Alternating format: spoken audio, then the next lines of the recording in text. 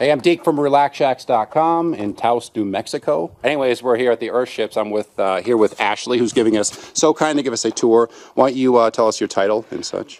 So my name is Ashley Turin, and I work in the educational facility at Earthship Biotecture. All right, so we're going to go in this home today. This is one of the newer homes built by Earthship Biotecture. It is a 2-bedroom, single-bathroom home with an attached garage. We like to call it the Waby House. Mike Reynolds, the owner-inventor of Earthship Biotecture, he does like to name all of the homes. So welcome to the Waby House. All right, so we're going to start by just entering the drive-in, the garage, I guess. So this is a full two-car garage. Okay. And so we're going to come on in.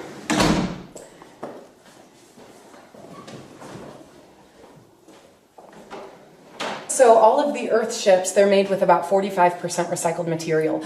So you'll see a lot of bottles, cans, and car tires, especially if you come to Taos and see some mid-construction build. But some of this bottle work is very tastefully done, and it kind of acts as almost like a stained glass window, but it's mostly filler for all the walls. So very easy building, and you don't have to purchase as many materials when you have something filling the inside of the wall. Just throw a couple parties, you're good to go, right? Yeah, exactly. What's the bottle of choice? What does it seem to be? So blue bottles are like gold. Like here. the Luna de Luna wine? Or, yeah, so this is actually a very tasteful wall. This is all clear bottles here. But in different homes, all the homes are custom all over the world. So you'll see a lot of different colorful bottle walls. Blue is our favorite. Some of the liquor bottles and wine bottles are preferenced. Well, come on in. This is the main greenhouse hallway. We like to call it a buffer zone, especially during the winter time. This will hold a little more heat in here so that we're almost tricking the interior space into thinking that this temperature out here is the outside temperature. During the summertime, what we can do to cool this space off a tiny bit is to pop some of these windows open. I'm noticing overhead too with the ropes. We've got the skylights popped right here. These are all gravity operated skylights. That's fantastic. And so this gets a lot of nice airflow coming in and out of the home. Airflow is obviously key. But when we come into the interior space of the home, you can actually feel quite a temperature shift in here. Oh, and very noticeably, yeah. Yeah, very noticeable temperature shift. It's a lot cooler in this room. It is close to 90 outside right now. And it's probably, if I were to guess, about 68 to 71 degrees in here. But this home, because it is tapping into the cool earth temperature, this wall back here will stay about a constant 55 to 58 degrees. This is what we call our thermal mass temperature. And this temperature will stay pretty constant all year round. And so whether it's 100 or -30 outside, you've got a constant thermal mass wall, kind of similar to a cave temperature or a basement temperature. Are those returns over there? What are those used for? These are actually cooling tubes. Cooling tubes, all right. So we are in the newest global model Earthship. All of the global model Earthships, they have these cooling tubes. Just taking advantage of the cool underground temperatures, So you can see this goes all the way through the berm of the house. So just like a cave or a basement, we do have about 15 to 20 feet of compacted earth behind the house. That much? Or if you had a natural hillside on your property, you could build right into the hillside, and it will tap into that cool earth temperature, and that thermal mass temperature can store itself in the walls. Yeah. But this tube goes all the way through a few tire courses up, because this is a tire wall. So compacted earth tire wall. That's earthquake proof, fireproof, no off-gassing from the tires. This goes all the way through the berm, that big mass of dirt behind the house, and it's open on the other side. So if screened, I'd imagine, right? Yeah, screened in, so no little critters, rattlesnakes or whatever. Rattlesnakes. So we have a lot of those in this area. But all of the air, now if you have everything vented properly, this cooling tube exposed my windows to the greenhouse and also those skylights that we showed you, this will act as a natural convection. And so the air will get pulled through and it'll cool down as it travels underground, and then all the warm air will get pushed out and up through the skylights. So as it naturally rises, you're pulling all the coolness. So it's almost like a geothermal energy, but no electricity, no moving parts. It's all pretty natural. And so this is kind of our natural form of air conditioning. Yeah, Mike Oler, if you're familiar with Mike Oler, the Mole Man, or Malcolm Wells, Rob Roy, they used similar practices or different variations of, and it's so simple, but it works so well. It's so simple, and you can feel the cool air coming through here. It feels like air conditioning, but it just gets more cool air in the house, pushing out the warm air. And obviously getting fresh air into the house, because this wall is, you notice there's no windows on this wall, and it's because this is a complete tire structure, rammed earth tires coming all the way up. And so this is just earth behind this wall for about 15 to 20 feet. Now, sorry, I didn't mean to cut you off. Up above us, though, these are some pretty serious rafters. Yes, these are called vigas here in Taos, New Mexico, or just in the New Mexico area in general. This is a very traditional building style. So these vigas, I believe that they are made out of pine. They are sustainably harvested in the area. This is very traditional for a Taos kind of adobe looking home. And these walls, these are all adobe walls, which are made out of sand, straw, mud, and water. These ones have a light coat of paint over top of them, but you can see the flecks of straw in here. I wouldn't use any kind of paint. You don't want to use a latex paint. There's a specific type of paint that goes well with the mud. So if you're doing mud walls, earthen walls, make sure you know what you're putting over top of it. But how much earth is up above us? Seeing as these rafters are just so huge. Well, this is very traditional roof. You've got your these vigas, obviously. We've got insulation above these planks, and then and you can head to the roof over at our educational facility. We won't go on this one, but you'll see a lot of metal pro paneling. So the roof is not underground. The metal pro paneling on the roof is because all of these homes, they collect all their own water from rain and snow. So all of these homes, they are completely off-grid, doing water collection from rain and snow.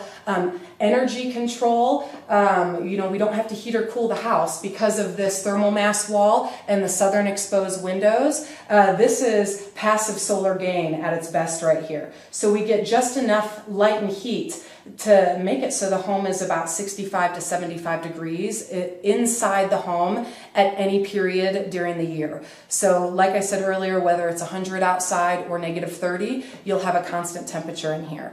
But we also do energy collection from solar panels or windmills. We also use about 45% recycled materials in every single build. And my favorite component of the home is the gray water system. We recycle the water here. So say you guys, anybody was washing the dishes, taking a shower, doing the laundry. We do have laundry machines in Earthships. That's all the first use for the water. When this water goes down the drain, it actually goes through a really light grease and particle filter before it hits all the planter beds. I was wondering if it came out right here. I see there's a buffer zone of plants here as well. There is, and this, if you peek in here, and it'll be hard, that will be a light grease and particle filter. Oh, wow. So inside there, we just have a really light pantyhose that can catch anything coming out. But some people like to turn that into a worm bin. We'll start it off as a very easy grease and particle filter, and if the homeowner wants to turn it into a worm bin, they can do that on their own.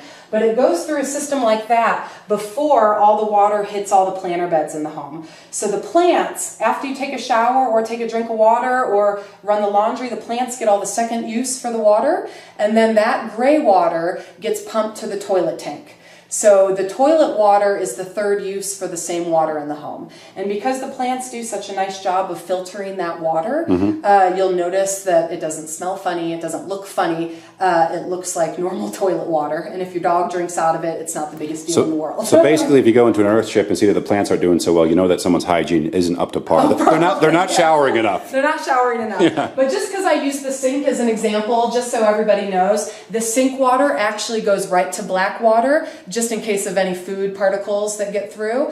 It's mainly the shower, the laundry, all of that water goes right to the plants. After the plants and then the toilet, then that black water goes to a very traditional septic unit outside before it goes to the Blackwater botanical cell, aka all the exterior gardening. So it goes through a leach field outside and empties into a lined planter bed outside as the fourth use for the same water. So those plants really flourish. You can grow food out there with the black water as long as it's something with a trunk or a stem. You wouldn't want to grow root vegetables in your black water. What's the average rainfall around this area? We only get in between 7 and 11 inches of rainfall. Oh, okay. Let's keep walking while I answer this. You guys will see a very unique fridge. This is a DC refrigerator. It's very insulative, thick walls. It runs off direct current. We use both DC and AC in the house. See how thick this insulation is? There, yeah. Very it's a sun frost, right? I think I saw. This is a sun frost. It's made here in the U.S. This home, and I'm not exactly sure how much this one has. I think it has about 8,000 gallons of water storage. We'll see the catchment space on the roof. But if you got light rainfall, like we do here in Taos, you want a lot of water storage and you want a lot of roof storage. Or you want roof space, I'm sorry, to catch that water.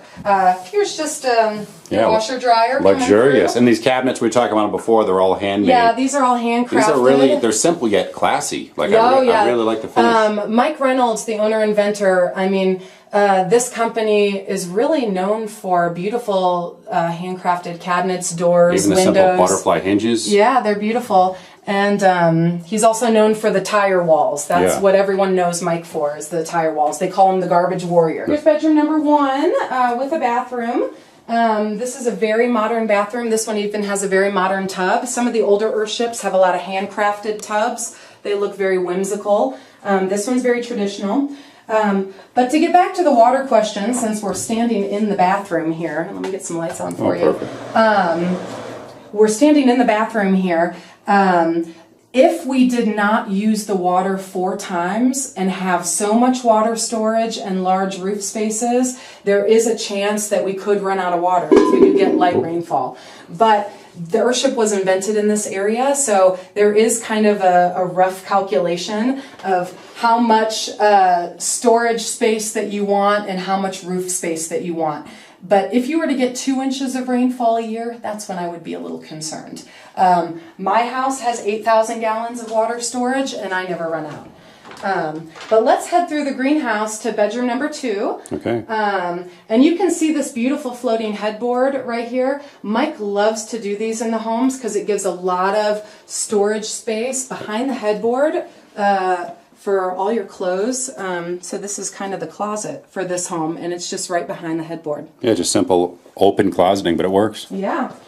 So we have to go through the greenhouse to get to bedroom number 2. So we'll head back out here, and you can see more of this beautiful bottle work coming through here. Yeah, the doors too, with the hexagonal tops or half hex tops. This is Mike's. This is his signature look. He does a lot of this this style of window, door, cabinetry. But like I said, this is a newer model of Earthship, so this is a little more streamlined and a little more classy, so to speak. It's nice because it shows the average homeowner that you can live in an off-grid home and still have all your modern amenities and still feel good about how you're living. And let's pop in here. There's another bathroom in this with the more custom shower area. Yeah, this is a custom shower. So unfortunately, I can't get you into one of the older models of Earthships. But if you can imagine this shower, but as a handcrafted tub, we do a lot of handcrafted tub with the cans and bottles. And they look like pieces of artwork. Another grease trap over here I see as well with plants around it. Kind of cool. You could garden while you're going to the bathroom. Yeah. And you can see all the storage space in here, more of Mike's. That's a heck of a lot of storage. Yeah. Well, there was a point in time where folks, they wanted a little more storage in the Earthship. And so since this is one of the newer homes, Mike tried to add as much storage as he could possibly fit. So you can see And there is another cooling tube in here, so you could circulate the air a little more through here. There's not too much temperature problems in this room at all because the tire wall kind of goes all the way around in a circle in this home. So this room stays really, really nice and cool. So I usually tour a lot of tiny houses where the beds are about 20 inches wide. This is certainly a different case here. Yeah. That's bigger than some of the tiny houses I tour on my YouTube channel. Yes. Tiny houses are amazing. I love them. I would like to have one. They're a little more mobile. This is definitely not mobile. Oh, no. These tire walls, But there's a different intention here, too. There's a different intention. I mean, these tire walls, they weigh anywhere from 200 to 400 pounds per tire once you compact them. That's why the wall is said to be earthquake-proof and fireproof and all of this good stuff. But the tiny house you can take on the move with you. This is very stationary. And these tiny plants, you can see in here, since this is a brand new Earthship, we just have little baby plants going right now. Japanese cucumbers, peppers, tomatoes, figs, we've got mammoth basil, we've got kind of a little bit of everything. Oh, it smells fantastic in there. I was walking around. I know. This place is great. Yeah. Yeah. Yeah, thank you so much for the tour, too, Ashley. Oh, you're welcome. Appreciate it. Website-wise, if they want to find more, why don't you plug that? www.earthship.com. That website has not only a lot of our information regarding the house, but educational programs that we do here. Cool. So you could do an internship with us or the academy program where you actually take classroom hours and build on the site with the crew. Hopefully, you'll be able to build one of these things by the time your month is done. It's certainly inspiring. I've seen, the documentary and have some of the books from Michael Reynolds. And oh, yeah. And thank you for the fantastic tour. It's like you've done this tour before, I'm guessing. Oh, yeah. Once or twice. All right, thanks a lot. Yeah, you're welcome. Bye, guys.